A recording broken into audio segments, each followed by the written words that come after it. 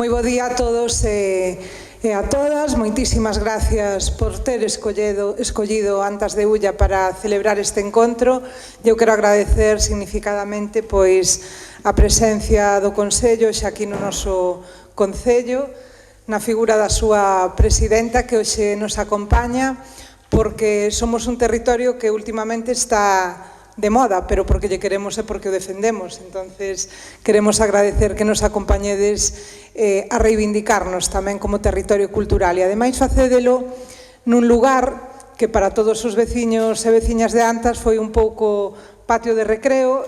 lugar de encontro da nosa mocidade e a nosa querida Casa da Cultura, que foi reformada fai agora un ano, rematamos coas obras, e que é un punto de encontro para os veciños e veciñas deste Concello. A actividade frenética que temos aquí dende os venres á tarde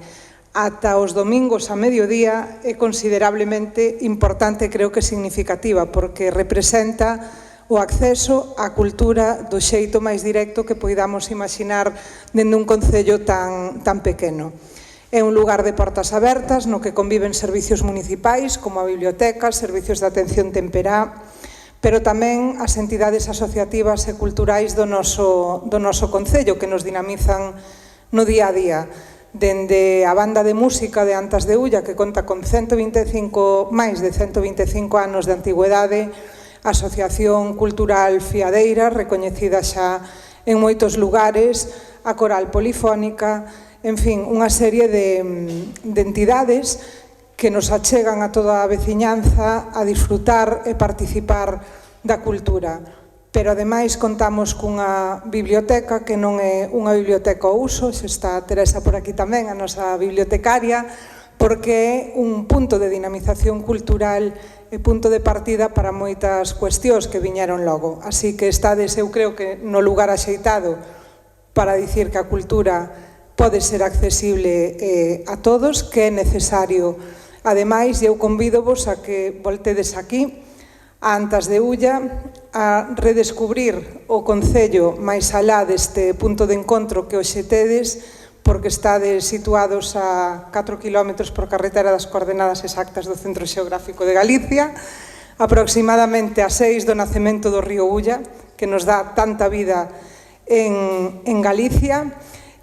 Cando queirades, tedes as portas abertas para voltar e disfrutar con nós do patrimonio natural e arquitectónico da cultura e integrarvos neste concello que seguro que vos abrirá as portas encantado. Así que moitas gracias por vir, presidenta, é un placer e un orgullo, ademais, poder tervos aquí e compartir con vos este espacio. Moitísimas gracias.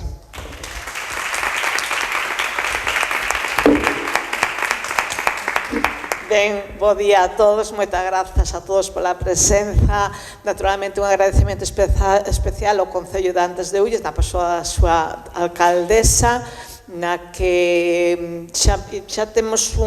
como un percorrido algo antigo de atoparnos en actos culturais, en actos de reivindicación da cultura, do territorio e demais,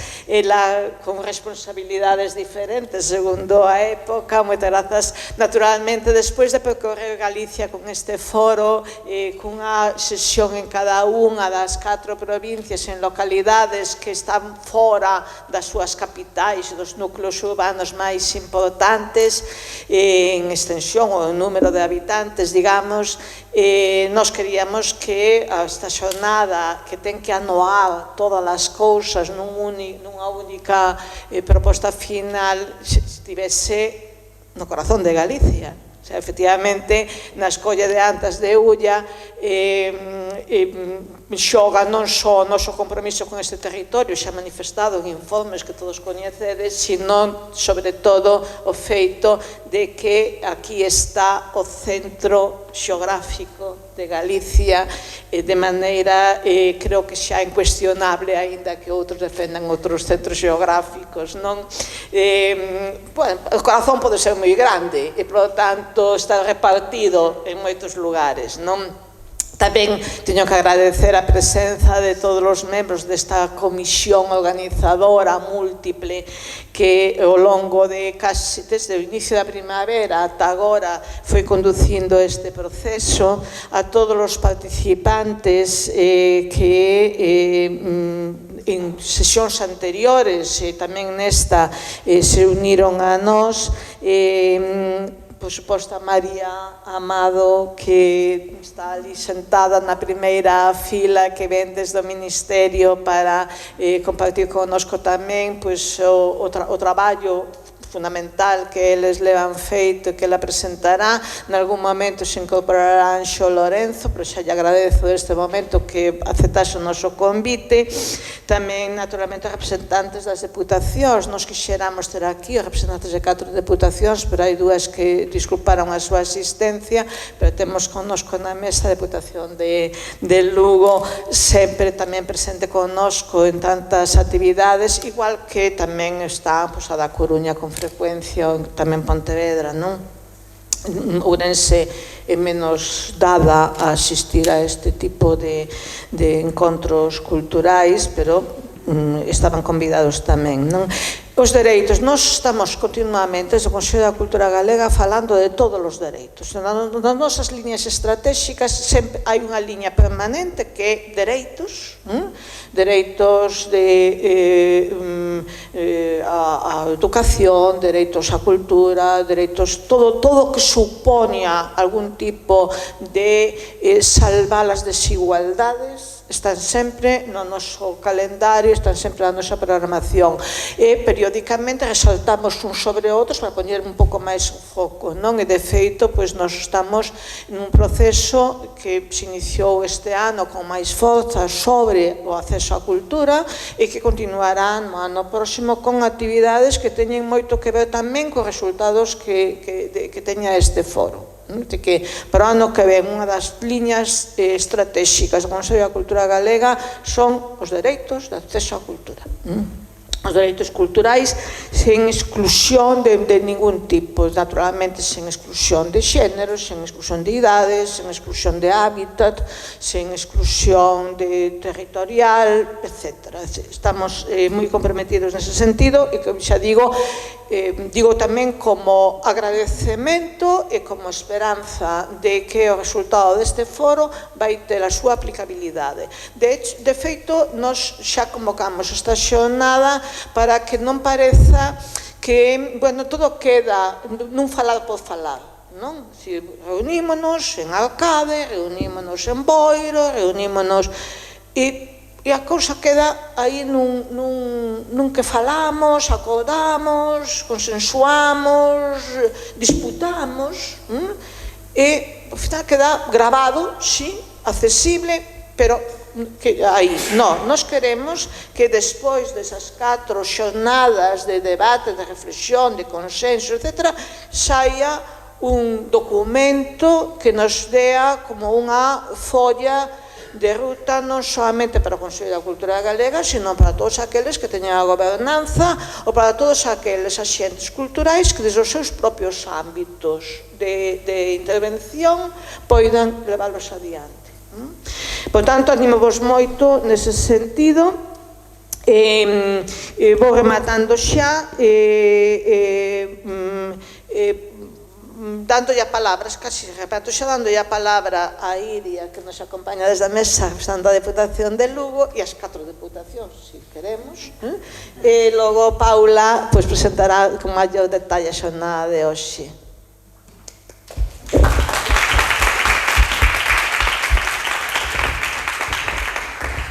Ben, bo día a todas e a todos, un placer estar hoxe aquí. Saudar sobre a nosa anfitrioa, a alcaldesa, a Pili Porto, compañera tamén da Diputación, a Charo, a presidenta do Consello da Cultura Galega, a Paula Cabaleiro, que está aquí tamén un pouco como representante da comisión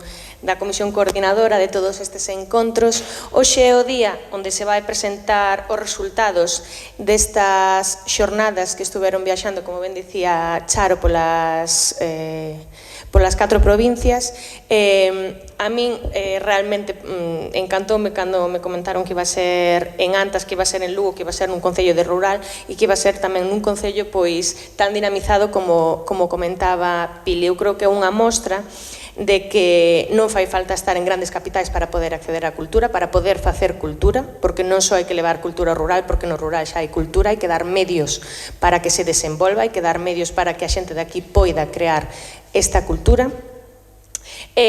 porque representa un pouco o que falamos, o que levamos falando, bueno, en Tor, supoño que nos 3 encontros anteriores tamén,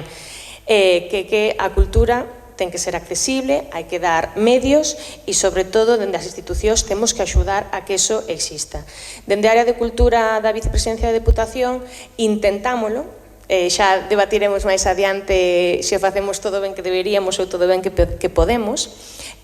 Intentamos facer eso, intentamos descentralizar, intentamos intentar salvar esas barreiras moitas veces económicas para moitos concellos pequenos ou esas barreiras moitas veces que falamos de diversas desigualdades, de vivir no rural, de ser muller, de ser home ou de ser migrante. Dende logo, intentámolo, dende logo preocupámonos e, sobre todo, intentamos colaborar con moitos colectivos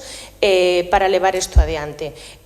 Creemos firmemente, como supoño que todas e todos os que estamos aquí, que a cultura é un dereito, que a cultura non é un luxo, que a cultura non é un produto únicamente, nin é só turismo tampouco. E, bueno, pois creo que hoxe veremos os resultados de todos estes debates. E nada máis, agradezovos moita presencia, encantada de estar aquí e xa pasamos a palabra entón a Paula.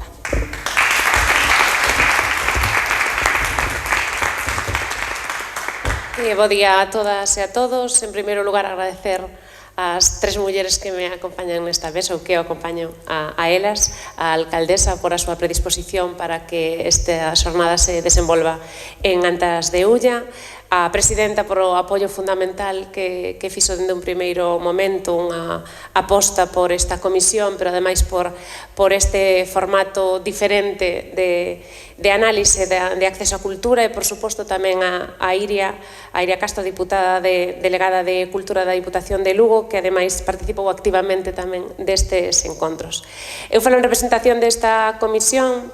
a que me gustaría dar as grazas, un agradecemento profundo por todo o traballo enxente que hai detrás deste proxecto, a toda a comisión, pero especialmente neste caso a Encarnalao, a Alberto García, a Roberto Pascual e Marián Fernández, que foron o corpo tamén máis implicado no desenvolvemento destes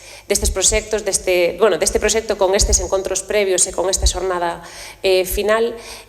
máis tamén a todas as persoas que participaron nos 4 encontros previos dende a faceta de mediadoras ou palabreiras, a todos os proxectos que participaron presentando, debatindo, aportando as súas experiencias e a toda a cidadanía, sector cultural que tamén formou parte activa destes encontros. Este formato, este proxecto tivo o éxito de participación e tamén de conclusións que podemos hoxe aportar sobre a mesa, entendendo que estas conclusións non son conclusións como tal, é algo orgánico, vivo, é un proceso todavía en proceso.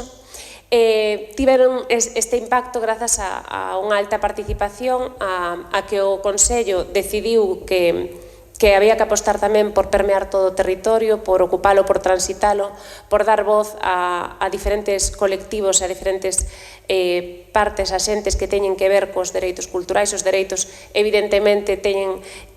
gran responsabilidade nas entidades que teñen capacidade legislativa e executiva, pero tamén se construen, igual que as políticas culturais, dende o tecido cultural, dende o terceiro sector, o tecido asociativo, e, en última instancia, non menos importante, dende a cidadanía. Para nós, despois de un primeiro encontro en Boiro centrado na participación, un segundo encontro en Amiadoso, en Allariz, partindo dese territorio, un terceiro encontro en Arcade, en Soutomaior, falando de comunicación, e un último encontro no Museo Pazo de Tor, falando da interseccionalidade, nos fixeron entender que parte destes dereitos culturais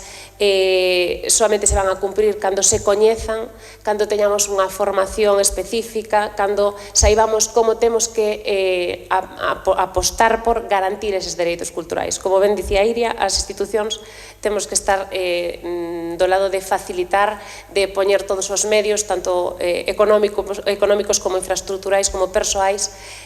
para que a cultura se desenvolva, porque a cultura xa está no territorio. Pola miña banda, agradecervos a todas que estedes hoxe aquí, tamén o Ministerio de Cultura, a Xunta de Galicia e as deputacións que van a formar parte desta xornada. Nada, vamos a dar paso a que nos conten as 4 persoas coordinadoras xunto con parte dos axentes que estiveron participando activamente neste proxecto, que nos conten esas conclusións non conclusións, que é unha palabra que estiva moitas veces tamén sobre a mesa, porque no terreo dos dereitos culturais está claro que é un proceso orgánico, vivo, en constante cambio. Entón, falar de conclusións é un pouco erróneo, non? Pode ser un pouco erróneo, pero polo menos que nos conten un pouco todas as cuestións que saíron